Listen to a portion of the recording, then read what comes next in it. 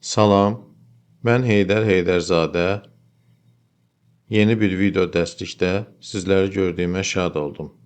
Bu günləri biz 1S-də təşkilatın uçot siyasətinin və bankların yaradılmasını öyrənəcəyik.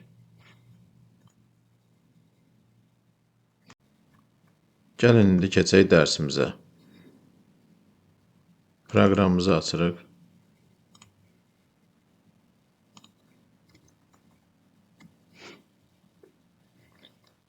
Deməli yoldaşlar, təşkilatın uçot siyasətini yaratmaq üçün əvvəlki video dərsliklərimizdən də bildiyimiz kimi iki üsulla pəncərəyə giriş etmək olur.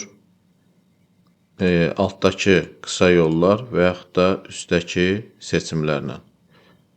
Burada müəssisə bölməsindən təşkilatın uçot siyasəti bölməsinə keçid edə bilərik və yaxud da yuxarıdakı seçimlərdən müəssisə, uçot siyasəti, təşkilatın uçot siyasəti deyərək pəncərəyə daxil ola bilərik. Təşkilatın uçot siyasətini əlavə etmək üçün əlavə et düyməsini sıxırıq. Qarşımıza belə bir pəncərə gəlir. Burada yoldaşlar istehsal, mənfəət vergisi, ƏDV bunlarla bizim işimiz yoxdur. Biz maliyyə uçotunu qurduğumuza görə, mühasibət uçotunu qurduğumuza görə mühasibət uçotu bölməsinə daxil oluruq. Yuxarıda təşkilatımızın adı, tətbiq olunma tarixi. Bunu 01.01.2025 deyirəm. Yəni yanvarın 1-i 01.01.2025. Vergi sistemi pəncərəsində burada iki seçim var. Sadələşdirilmiş və ümumi. Biz ümumini seçirik. Sadələşdirilmişə dəymirik. Sadələşdirilmişin uçotunu aparsaq belə ümumi ilə aparmaq olar. Aşağıdakı pəncərədən mühasibət uçotundan ortalama üzrə və yaxud da FIFO. Biz ortalama üzrə seçirik.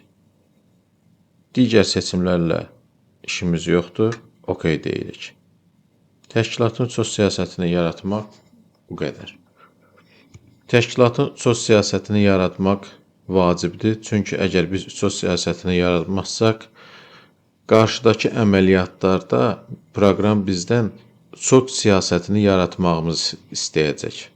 Ona görə də əvvəldən yaratmağımız daha uyğundur.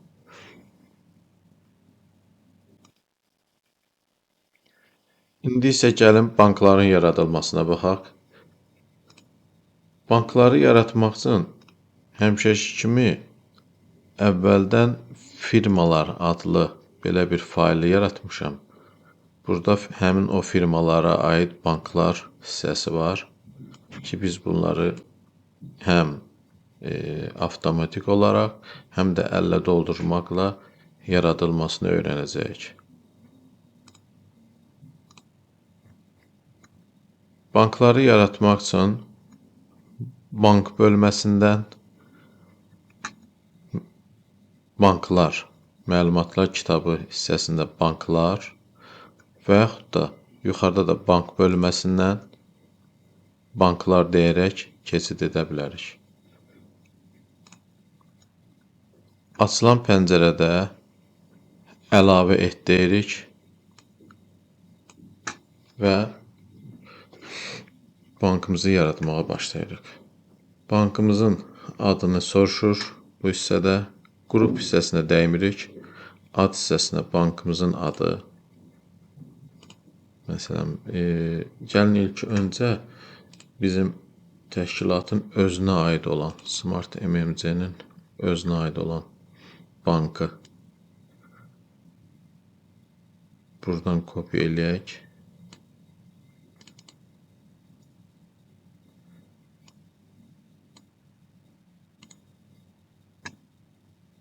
İlk öncə onu yaradaq. Buradan bankın adı bölməsinə əlavə et deyirik. Rusca adı yenə də eyni olacaq. Ad onsuz da dəyişmir. Bankın müxbir hesabı. Müxbir hesabı Mərkəzi Bankda olan bankın hesabıdır. Onu buradan kopya edib müxbir hesabına atırıq. Bankın vön hissəsinə vönün daxil edirik. Kopya edib vönün daxil edirik. Swift. Bankın Swift'i. Onu kopya edib buradan daxil edirik. Bankın kodu. Hansı kodsa onu oradan daxil edirik.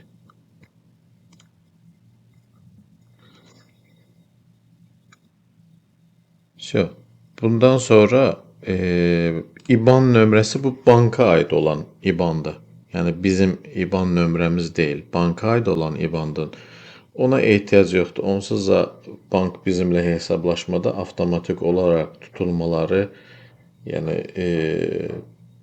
buna ehtiyac olmadan tutur. Burada şəhər, hansı şəhərdədir, ünvanı nədir, telefonu nədir, banka aid məlumatlar, logosu nədir, onu daxil edib OK düyməsinə sıxırıq. Bu əl ilə daxil etməklə bankı yaratmaqdır. Bundan başqa yoldaşlar, burada avtomatik olaraq Azərbaycan Respublikası Banklar Təsnifatına əlavə et deyə belə bir düymə var. Bu düyməni sıxıb buradan da əlavə edə bilərik.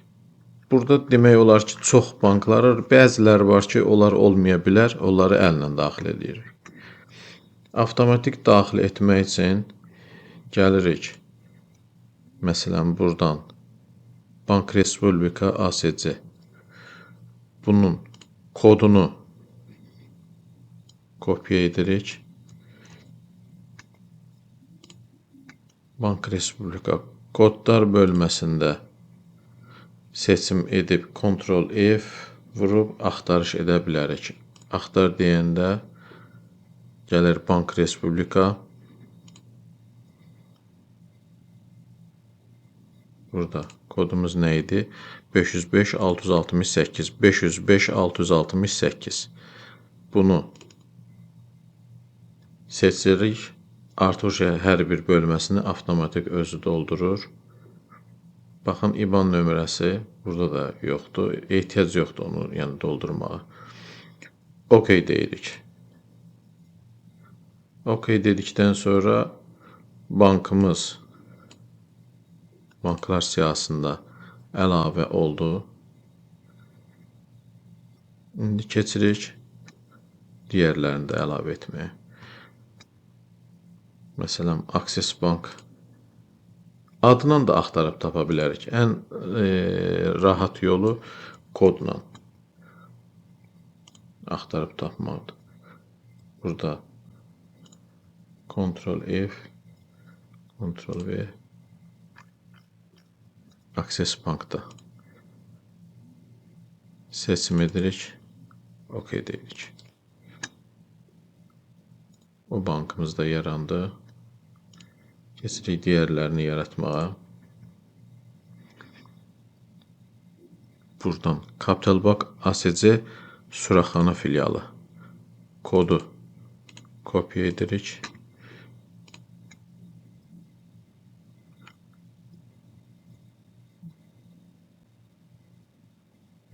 Deməli, kodlar hissəsinə seçim edib Ctrl F vurub kod yazıb axtar vururuq. Burada tapır. Baxın, Capital Bankda tapıb. Sadəcə burada plus işarəsinə vurub açmaq lazımdır ki, harda olduğunu görmək üçün. Suraxana filialı. 2 dəfə klik, OK. Bankımız artıq yarandı. Digər bank. Paşa Bank Açıq Səhmdar Cəmiyyəti 505 141. Kopya edirik, gəlirik buradan. Baxın, belə də tapa bilərik. Bunları bağlayaq. Paşa Bank. Məsələn, haradadır Paşa Bankı tapdıq 505 141. 2 dəfə klik edib OK deyirik. O da yarandı. Express Bank 505 099. Gəlirik Express-ə. Birinci seçimdə elə. OK deyirik. Pəncərəmizi bağlayırıq. Baxın yoldaşlar, banklarımız hazırdır. Hamısı yaradıldı. Banklardan əlavə olaraq bir də bizim ƏDV depozit hesabımız var. Depozit hesabını da əlavə edək.